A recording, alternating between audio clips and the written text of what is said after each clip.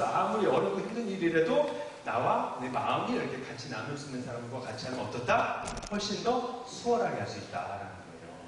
우리 그 스님들도 보면은 이제 저도 며칠 전에 이제 저번 달에 이제 봉암사에서 이제 수행을 했는데 새벽 3시에 일어나야 돼요. 새벽 3시에 일어나가지고 밤 9시까지 이렇게 참선을 하는 거예요. 근데 그 새벽 3시에 일어나서 밤 9시까지 참선을 계속 참선만 하는 거예요. 하루 종일. 근데 참선만 혼자 하려고 그러면 쉽겠어요? 어렵겠어요? 어려워요. 혼자 한다는 것은 정말 어려워요. 그런데 그게 여러 대중 스님들과 함께 했습니다. 그래가지고 100명이 같이 하거든요. 그러니까 어떻습니까? 같이 하니까 그다지 힘들지가 않더라고요.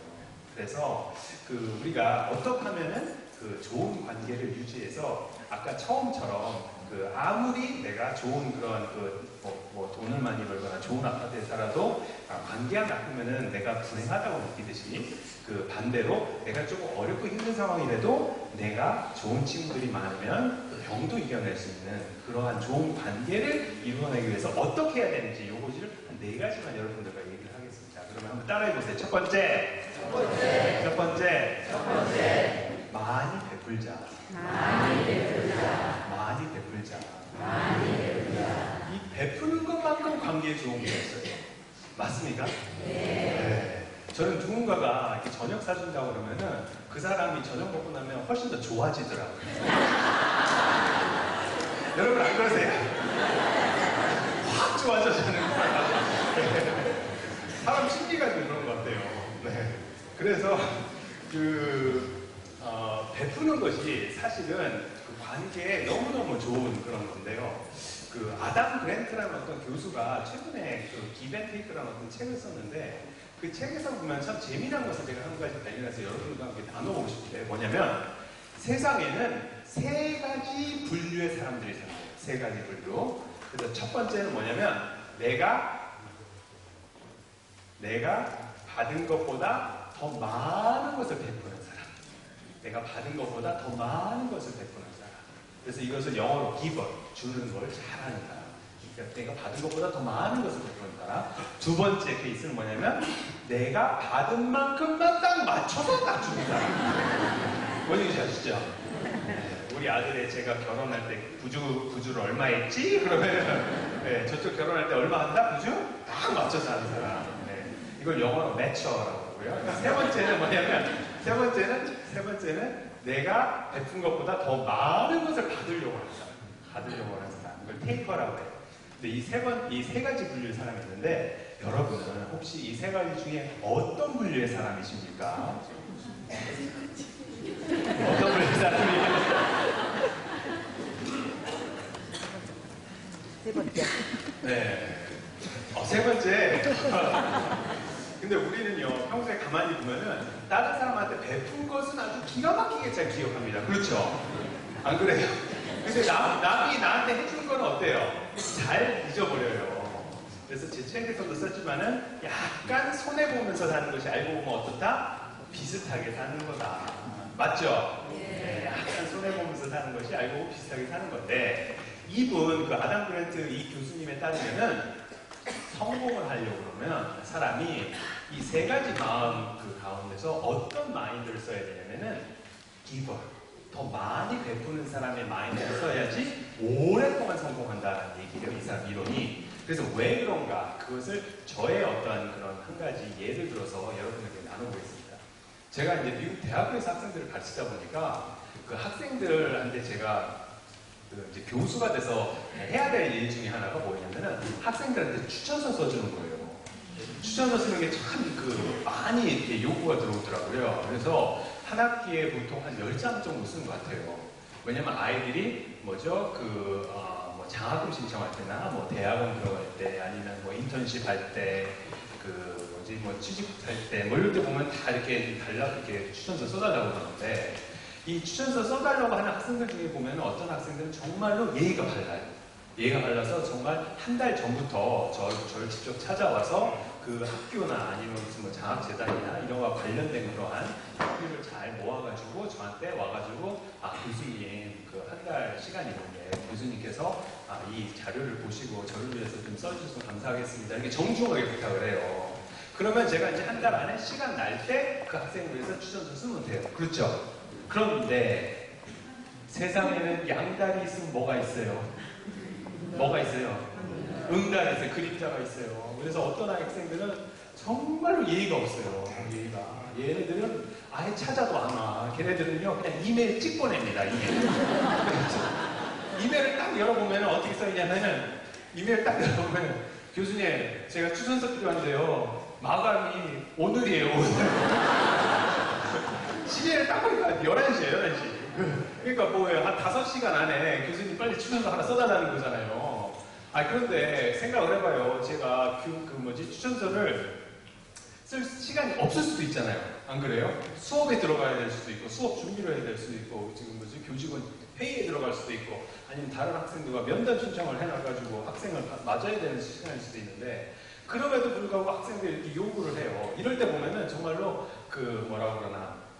마음이 딱 두 가지로 싹 갈리더라고요. 그래가지고 초이스를 해야 돼, 제가 보면은. 뭐냐면, 첫 번째 초이스는 뭐냐면은, 왜 내가 너를 위해서 5시간 안에 추천서를 못 써주는지 그 이유를 따박따박 적어서 이메일로 답장을 보낸다. 이게 첫 번째. 그리고 두 번째는 에고, 그래도 내가 승려니까 힘들어도 그래도 추천서를 써준다. 이게 이제 두 가지가 딱 나오는 거예요. 근데 제가 이게 두 가지를 다 해봤거든요. 다 해봤는데 이게 참 이거 안 써주니까 여러 가지 애로사항이 발생하더라고요. 왜냐면은 이제 첫 번째로 그 안 써준 학생들을 제 수업 시간에 다시 만나요, 안 만나요? 만나요. 만나면 걔 얼굴 볼 때마다 제 마음이 어떻겠어요? 불편해. 너무 불편해요. 볼 때마다 불편해 죽었어요. 거기다가 우리 미국은요, 아시다시피 학생들 한 학기 수업 끝나면은 교수 평가서를 써요. 그렇잖아요. 얘가 어떻게 쓸 것 같으세요? 그리고 이런 일들은 잘 잊혀져요, 안 잊혀져요? 안 잊혀져, 이상하게. 내가 그냥 해줬으면 잘 믿는데. 그래가지고 지금은 어떻게 하냐면은 되도록이면 해주려고 해요, 해주려고. 근데 제가 이거 해주려고 하다 보니까 발견해낸 게 있어요. 뭐냐면은 이 추천서를 제가 여러 장 썼을 거 아니에요. 교수된 지 지금 한 7년 됐으니까. 그러니까 보니까 내가 아까 이메일을 그냥 쓰면 안 되고 논리적으로 왜 못 써주는지 얘기를 해야 되잖아요. 그 논리적인 이메일을 적으려면 15분이 소요가 돼. 근데 가만히 보니까 추천서도 15분 안에 쓸 수가 있겠더라고요. 기존에 써놓은 추천서가 아주 많아요, 제가. 그래서 그냥 이름만 살짝살짝 바꾸면 되더라고요. 날짜를. 그래서 지금은 어떻게 한다? 추천서를 그냥 써준다. 근데 추천서 써주는 것도 제가 베푸는 거잖아요. 그렇잖아요. 안 그래요? 이 베푸니까 여러 가지 좋은 점이 있어요. 뭐냐면은, 첫 번째로, 이것을 해주고 나니까 이것을 마음의 찌꺼기가 남아요, 안 남아요? 안 남아요. 그래서 해줘버리고 바로 잊으면 돼요. 그렇죠? 네. 그게 좋고, 이제 두 번째로는, 혹시라도 이 학생이 제 추천서 덕에 직장에 취직됐거나 장학금을 받았거나 대학원에 들어갔거나 그러면은 그 좋은 소식을 저한테 얘기해 주잖아요. 얘기해 줄 때, 얘기할 때 어느 때 보면 어떤 학생들은 제가 이렇게 교정을 이렇게 걷고 있으면 저기 멀리서부터 막 뛰어와가지고 교수님! 해가지고 와가지고 저한테 이게 잘 됐다고 막 너무너무 기뻐가지고 막 그렇게 얘기하는데 그 모습을 보는 제 마음이 어떻겠어요? 너무 좋아요. 너무 좋아. 내가 정말로 행복하더라고요, 정말로. 그 학생을 통해서 내가 이렇게 정말 행복해지는 어떤 그런 마음이 있고, 그래서 마음이 이렇게 닫혀지는 게 아니라 넓어져, 이렇게 확 넓어지는 게 행복한 마음의 상태가 이렇게 마음이 넓어지는 거구나. 그리고 또 하나는요, 뭐냐면, 이 아담 그랜트 교수님의 이론이 있고요. 뭐냐면, 많이 베푸는 사람 같은 경우에, 제가 혹시라도 나중에 2-3년 있다가 저한테 좋은 일이 생겼어요. 이번에는 저한테 좋은 일이 생겼을 때 아까 제가 추천서를 못 써줘 했던 학생한테 만약에 저한테 좋은 일이 있었다는 것을 이 학생이 알았을 때, 이 추천서를 못 받은 학생이 알았을 때 저의 그 행복한 일, 좋은 일을 기뻐해 줍니까? 이 학생이? 안 기뻐해 주죠? 어떻게 하겠어요? 오히려 끌어내리려고 그럴 거 아니에요. 그렇잖아요. 마음에 그 상처가 있기 때문에. 그런데 반대로 아까 내가 추천서를 써줘서 이 학생이 잘 됐어요. 그러면은 이 학생이 잘 됐어요. 저가지고 아주 기뻤는데 3년 있다, 4년 있다가 저한테 이번엔 좋은 일이 있었다라고 이 학생이 이 내용을 들었을 때 이 학생이 행복해, 기뻐해줘요? 안 기뻐해줘요? 기뻐해줘요. 즉 내가 정말로 많은 사람들한테 베풀면은 주변에서 정말로 내가 잘 됐으면 좋겠다라고 하는 사람들이 많아지는 거예요. 이해하십니까? 그러기 때문에 오랫동안 성공할 수 있대요. 그냥 6개월, 1, 2년 반짝 성공하는 것은 이기적으로 성공해도 돼요. 그런데 그 성공을 시기출투하는 사람이 주변에서 많이 생기고 그 사람은 어쨌거나 찍어내리려고 한다는 거예요. 주변에서 다. 그런데 반대로 많이 베풀면 어떻다? 주변에서 한번 상상을 해봐요. 내 주변에 있는 모든 사람들이 아이고 정말 얘가 잘 됐으면 좋겠다라고 마음을 먹는다고 그러면 너무너무 기쁜 일 아니에요. 그렇죠? 네. 그래서 여러분 되도록이면은 다른 사람들한테 많이 좀 베풀었으면 좋겠어요. 아셨죠? 네. 그래서 이제 첫 번째가 좀 많이 좀 베풀자. 그리고 그 성경 말씀에서 보면은 뿌린 대로 거둔다. 아니 뿌려놓은 게 있어야지 거두지. 안 그래요? 평소에 좀 많이 좀 뿌려놓으세요. 아셨죠? 네.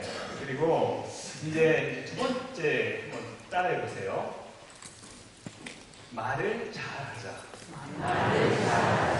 말을 잘하자. 네, 이게 무슨 말이냐면요. 이 관계에서 참 위험 신호. 관계에서 나와 저 사람들과의 관계가 약간 이렇게 좀 위험할 수 있다. 금이 갈 수 있다라고 하는 첫 번째 신호. 우리나라 사람들이 그게 뭐냐면은 서운한 감정을 느꼈을 때. 맞습니까? 그 사람한테 좀 서운한 감정을 느꼈을 때 저 사람과의 관계가 삐걱거릴 수 있다. 삐걱거릴 수 있다라는 그런 그 서운한 감정을 느꼈을 때. 그런데 가만히 보면요. 서운하다라는 그 표현을 우리나라 사람들 자주 쓰잖아요. 나 너한테 너무 서운해 이렇게. 근데 미국 말로는 뭔지 잘 모르겠어요. 나 너한테 참 서운해. 이런 말 잘 쓰지 않지 않나요? 아닌가요?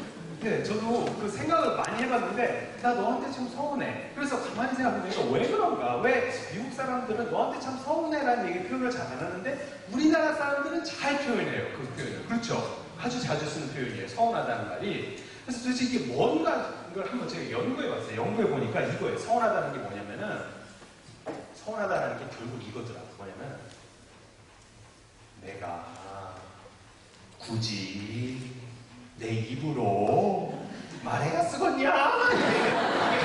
이게 참 서운하다. 뭔지 알아요?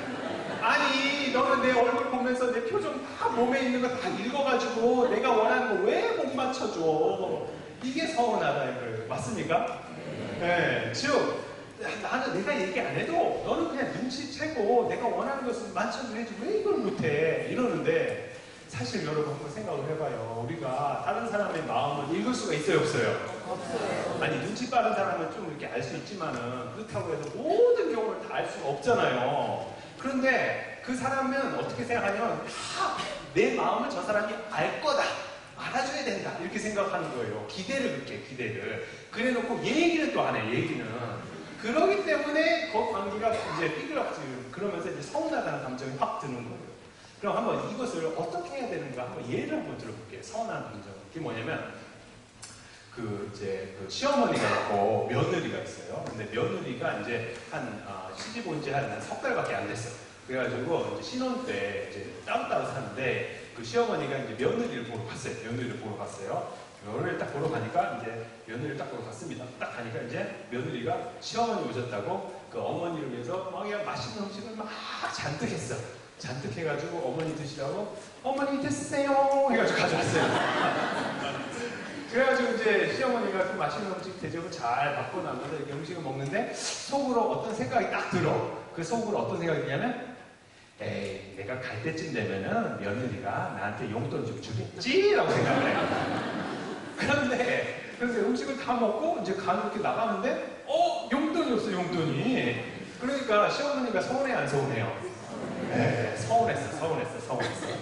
그리고 나서 한 석 달 있다 또 왔어요. 석 달 있다 또 왔습니다. 또 갔는데 이번에도 역시 며느리가 이제 시어머니 오셨다고 맛있는 음식 막 해가지고 또 어머니 됐어요 해가지고 갖고 왔어. 갖고 와서 또 이제 그 시어머니가 막 먹었어요. 먹고 나서 이제 그래도 이번에는 그래도 용돈이 있겠지라고 생각을 했어요. 그런데 이제 음식 다 먹고 밖에 딱 나갈 쯤 보니까 용돈 줘요 안 줘요? 안 줘. 그래서 이제 또 더 서운해졌어요. 더 서운했어요. 그리고 나서 석 달 뒤에 또 갔네? 또 갔어요. 또 갔는데 요번에도 역시 맛있는 음식만 잔뜩 해놨어. 그러니까 이때도 보니까 이제 눈치를 보니까 용돈이 없을 것 같아. 용돈이 없을 것 같은데 음식을 딱 맛을 보는데 이상하게 요번에는 국이 좀 간이 좀 안 맞았어. 그러면 갑자기 시어머니가 폭발을 해. 뭘 갖고 폭발을 하죠? 너는 국 간도 못 맞히냐 이래요. 맞습니까? 아니 폭발을 하려면 뭐 갖고 폭발을 해야 돼 실제로는? 왜 용돈 안 주냐 이래야 되는데 용돈 안 주냐 얘기를 못하고 너 간을 못 맞추냐 그래요. 그러면은 나중에 며느리가 다시 시어머니를 만났을 때 무엇을 잘하려고 노력을 합니까? 간을 잘 맞추려고 간을. 그럼 문제가 해결이 돼요 안 돼요? 안 돼요. 아니 아싸라고 처음부터 며느라 나 용돈 좀 다오 이러면 다 풀리는 거 아니에요? 그렇죠? 네, 고생 안 해도 되는데 이 얘기를 못 해가지고 꼬이고 여기서 꼬이고 저기서 꼬이고 뭐 뻥 터졌는데 왜 이유를 못 잡아 이유를 사람이. 그래서 우리가 서운할 때 정말로 서운함을 느꼈을 때 그것을 남한테 얘기할 수 있어야 돼. 얘기할 수 있어야 돼. 왜냐면 서운한 거에서 잡아야지 이 서운한 것이 이게 쌓이면은 이게 변질을 합니다. 이 서운한 게 변질하는데 어떻게 변질하냐면 이게 꽁한 걸 변질을 해요. 꽁한 걸 변질. 꽁한 거 푸는 게 쉬워요? 서운한 게 푸는 게 쉬워요? 서운한 게 푸는 게 쉽죠. 네. 근데 꽁한 게 더 오래 가면요 어떻게 변하는 줄 알아요? 꽁한 게 더 오래 가면 한으로 남아요. 한으로 나면은 이건 죽어도 잘 안 풀려 이거.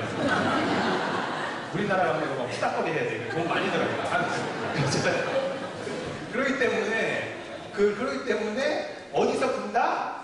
서운한 거에서 푼다. 아셨죠? 서운한 마음이 들었을 때 그걸 어떻게 한다? 표현할 줄 알아야 돼요. 표현할 줄 알아야 되는데 이거 표현해도 돼요. 우리가 서운한 거를. 왜냐면 우리는 남을 일부러 서운하게 하려고 서운하게 하는 게 아니에요. 맞습니까? 여러분은 누군가를 일부러 서운하게 하려고 이렇게 막 서운하게 합니까? 예를 들어서 친한 친구들 이렇게 모임 가는데 이렇게 집은 그 대문 밖으로 딱 나서면서 오늘은 한 3명을 서운하게 해야지. 계획하고 나가세요? 안 그러잖아요. 안 그렇죠? 그냥 가가지고 동창들끼리 모여가지고 이제 밥 먹는데 막 맨날 자기 이렇게 하듯이 이번에도 자기 아들 자랑하는 거야. 아들 자랑. 아이고 우리 아들이 지금 무슨 대기업에 취직을 했는데 이 기업 관리가 너무 좋은 거야. 이 기업에 대해서 막 자랑을 하는데 알고 보니까 그 얘기를 듣고 있는 맞은편에 알고 있던 친구가 그 친구의 아들이 회사에서 잘렸어. 그럼 그 얘기 들었을 때 그 친구가 서운해 안 서운해요? 서운해요. 이랬을 때 그냥 꽁하니 이렇게 잊지 말고 이 사람이 일부러 서운하게 하려고 그런 게 아니라 그 사실을 몰랐거나 아니면 알았어도 깜빡 잊었거나 그랬을 거예요. 그렇죠? 네, 그렇기 때문에 그런 일부러 서운하게 하는 것이 아니기 때문에 서운했다. 내가 어떤 점이 서운했다 그러면 이것을 말할 수 있어야 돼요. 아셨죠? 속에 다 쌓아놓지 말고 나 이런 것을 참 서운했다. 왜냐면 이 서운했을 때 다 얘기를 하면은 이게 감정의 그 굴곡이 그렇게 크지 않기 때문에 그냥 잘 얘기할 수 있는데 이것을 참다가 얘기하면 어떻게 돼요? 폭발합니다. 그렇죠? 폭발하면 그 관계가 어떻게 됩니까? 다 깨져버려요. 깨지기 때문에 어디서 잡는다? 서운한 것에서 잡아야 돼요. 그런데 얘기를 할 때 어떻게 얘기를 하냐면 지금부터 제가 가르쳐 줄 테니까 한번 따라해 보세요. 어떻게 얘기를 하냐면은 그냥 무조건 그 상대를 비난하는 쪽으로 이렇게 얘기를 하면 안 돼요. 예를 들어서 너는 어떻게 맨날 나를 서운하게 하냐? 이렇게 얘기하면 안 돼요. 그렇게 얘기 들었을 때 그 사람은 어떻게 하려고 그러냐면 자기를 방어하려고 해가지고 자기를 보호하려고 그러기 때문에 내가 뭐 너를 서운하게 했는데 뭐 이렇게 얘기할 수 있어요. 그렇기 때문에 어떻게 얘기하냐면 나의 상태만을 묘사하시는 거예요. 아시죠? 나의 상태만을. 그래서 한번 따라해 보세요. 내가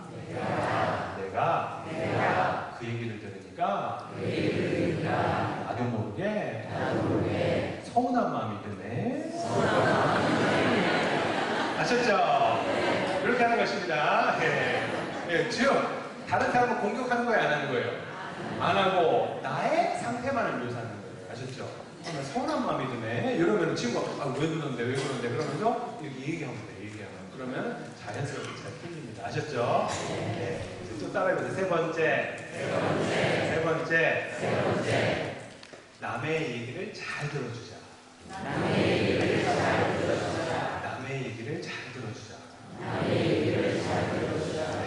우리는 사실 그 마음에 이렇게 갖고 있는 그 상처들, 아픔들을 얘기를 내가 했을 때 상대방이 따뜻하게 내 편에 내가지고 이렇게 들어주면 사실 그 들어주는 곳에서 다 치유가 거진 한 80%인데요. 맞습니까? 네. 따뜻하게 들어주는 곳에서. 그런데 이것을 우리는 잘 못하고 그냥 웃어 넘기는 것 같아요.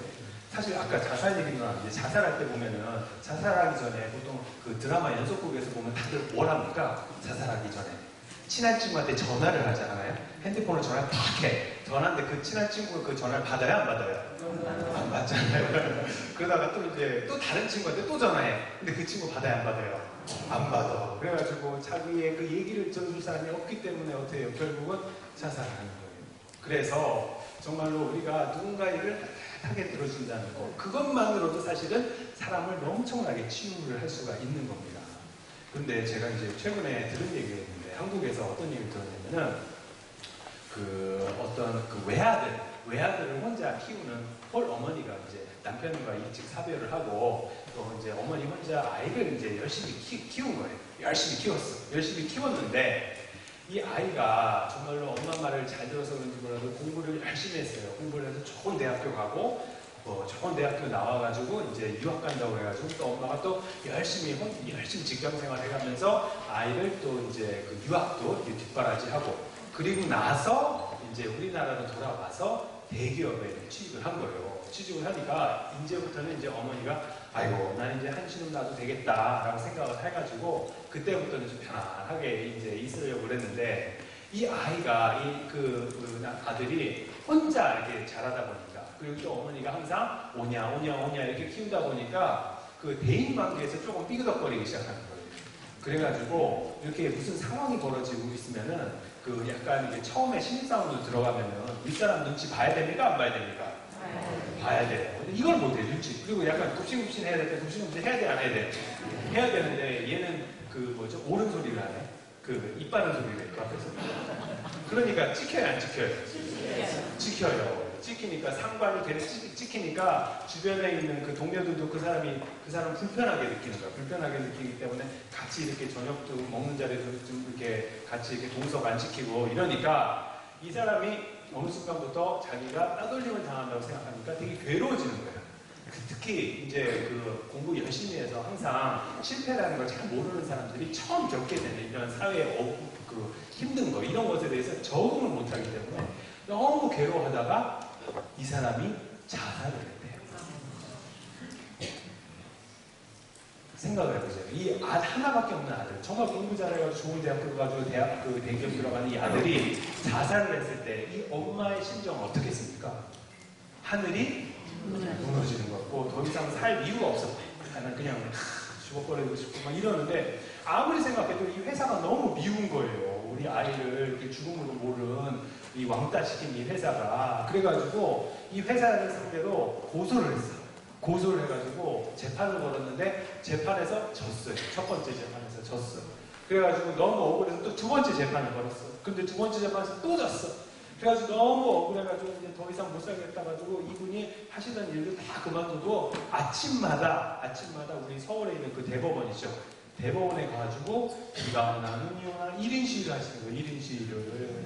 그래가지고 비가 와나 눈이 오나 항상 가가지고 우리 아들의 이 억울함을 풀어달라고 이 1인 시위를 자꾸 하니까 근데 그게 한 100 며칠인가? 뭐 거의 한 6개월 이렇게 지나갔대요. 이렇게 지나갔는데 그 6개월 동안은 아무도 그 어머니한테 관심을 주는 사람이 아무도 없었던 거예요. 많은 검사들이 이렇게 지나가도 그런데 어떤 신임 검사가 이렇게 지나가다가 이 사람은 지금 마음이 좀 되게 착하고 그 자기 아들 뻘 됐다고 그랬대요. 그런데 그 사람이 아이고 어머님이 항상 그렇게 있으니까 되게 좀 안타까웠는지 아이고 어머니 그럼 제 검사실에 한번 와보세요. 그래서 한번 어머님이 하고 싶은 얘기 해보세요. 이랬어요. 그래가지고 어머님을 자기 검사실로 이렇게 모셔놓고 이제 얘기 좀 해보세요. 그랬더니 어머님이 그동안 얘기하고 싶은 게 많았을 거 아니에요. 그러니까 이 아이를 내가 어떻게 낳는가부터 시작을 하더래요. 그래 1시간 반을 그냥 주구장창 얘기를 하시는데 이 검사는 너무 마음이 좋아서 이 아주 그냥 따뜻하게 그 어머니 편이 돼서 다 들어준 거예요. 따뜻하게 들어주고 나서 왜 이 케이스가 질 수밖에 없는 케이스인지 이기기가 힘든 케이스인지를 좀 논리적으로 쉽게 설명을 해줬대요. 검사가 어머니한테. 그랬더니 그 얘기를 끝까지 다 듣고 그 어머님이 그 검사한테 하는 말이 뭐라고 그러냐면 아이고 그래도 고맙소. 그래도 고맙소. 지금까지 내 얘기를 들어준 사람이 아무도 없었는데 당신이 내 얘기를 들어줘서 너무 고맙소. 이러면서 집으로 돌아가셨대요. 그리고 나서 그 다음 날부터 이 어머님이 나와가지고 시위를 하세요 안 하세요? 안 해요. 즉 우리가 정말로 원했던 건 뭐냐면 누군가가 내 편이 돼서 나의 얘기를 따뜻하게 들어주는 것을 원했던 거예요. 맞습니까? 그래서 여러분들이 그렇게 따뜻하게 들어주시는 그런 사람이 되세요. 아셨습니까? 네. 그래서 혹시라도 누군가가 너무 힘들고 괴로운 일이 있어서 그런 얘기를 하고 싶다 그러면은 그 얘기를 따뜻하게 정말로 그 사람 편이 돼서 들어주시는 거예요. 괜히 들으면서 왜 너가 무슨 잘못 때문에 그런 공경에 처했는지 그런 얘기를 좀 얘기해 줄 필요가 있다 없다? 없다. 우리가 원했던 것은 왜 그랬는가 하는 것을 그 사리를 가리는 게 중요한 게 아니라 정말로 원하는 건 나를 공감해달라는 거예요. 나의 아픔을 같이 공감해달라는 거예요. 우리 어린아이 있잖아요. 어린아이 이렇게 있는데 보면은 여러분 참 희한한 게 뭐냐면 어린아이들 중에 여러 어린아이들이 많이 있는데 이렇게 가보면요. 그 어린아이들이 여러 명 있으면은 한 아이가 울기 시작해요. 울어요. 그러면은 어떻게 되는지 알죠? 어떻게 돼요? 다 따라서 울어요. 그게 뭐냐면요. 얘가 왜 우는지 아픈 것을 같이 공감하는 거예요, 아이가. 자기는 멀쩡한데. 이해하십니까? 네. 즉, 우리 안에는, 인간 안에는 어렸을 때부터 공감하는 능력이 다 있어요. 다 능력이 있는데 그것이 시간이 지나다 보니까 다른 사람 얘기를 잘 못 들어주고 내 얘기만 자꾸 하려고 그런 게 있어요. 그래서 한번 우리 반성을 해봐요. 혹시 여러분들 어떤 그 모임 같은 데 갔을 때 혹시 이러지 않으세요? 모임 같은 데 갔을 때 다른 친한 친구들이 이렇게 얘기하고 있으면은 내가 하고 싶은 얘기가 머리 끝까지 찼어. 그래가지고 얘 얘기를 듣는 게 아니라 쟤는 언제 말 끝나나 그냥 참다가 얘 끝나면은 얘와 얘기가 전혀 상관없는 얘기를 내가 막 이렇게 내가 그런 경우 있죠. 그리고 이제 친한 친구들 이렇게 5명이 모였다 그러면은 공평하게 20%씩 얘기해야 되잖아요. 20%씩. 그렇잖아요. 근데 가끔씩 보면 어떤 사람은 자기가 75%를 다 얘기해버려. 그럼 돼요, 안 돼요? 안 돼요. 그리고 혹시 그런 친구들 있으면 나중에 그 모임 다시 부르고 싶어요? 안 부르고 싶어요? 안 부르고 싶어요. 맞죠? 네. 그렇기 때문에 잘 들어주는 것이 사실은 이 관계에 너무너무 좋은 거예요. 너무너무. 아셨죠? 그래서 항상 근데 가끔 보면 또 이런 분이 있어요. 아이고, 선생님, 저는 그 친한 친구들 얘기 좀 들어주고 싶지 않아요. 왜냐면은 제가 들어줘도 그 문제를 내가 해결해 줄 수 없는데 그 얘기를 들어주나 마나 아니에요? 이래요. 그런데 사실은 그것은 뭐냐면 우리가 여러분들이 친한 친구한테 자기의 그 아픔, 어려운 점을 얘기할 때 친한 친구가 그 얘기 듣고 나의 문제를 싹 해결해 줄 거라고 예상하면서 얘기합니까? 아니죠. 내 얘기를 들어준다는 거, 공감해준다는 것 자체가 고마운 거예요. 맞죠? 네. 그렇기 때문에 여러분들 다른 사람 얘기해요. 그리고 또 어떤 분들은 그래요. 스님, 저는요, 그런 얘기 들으면요, 듣기 싫어요, 저도. 왜 듣기 싫어요? 그러니까 그 얘기 들으면은 그 우울한 얘기가 저한테 전염될 수 있어요. 그렇기 때문에 전염되기 싫어. 뭐 이러는데 사실 정말로 따뜻한 자비, 그 사랑의 마음이 일으켜서 그 사람의 얘기를 따뜻하게 듣고 있으면요. 희한하게 내 마음이 넓어지면서 행복해져요. 절대로 전염되지 않습니다. 아셨죠? 네. 그렇기 때문에 꼭 그 사람, 다른 사람 얘기를 잘 들어줬으면 좋겠고요. 그리고 이제 따라해보세요. 네 번째. 그 사람을 이해해보려고 하자.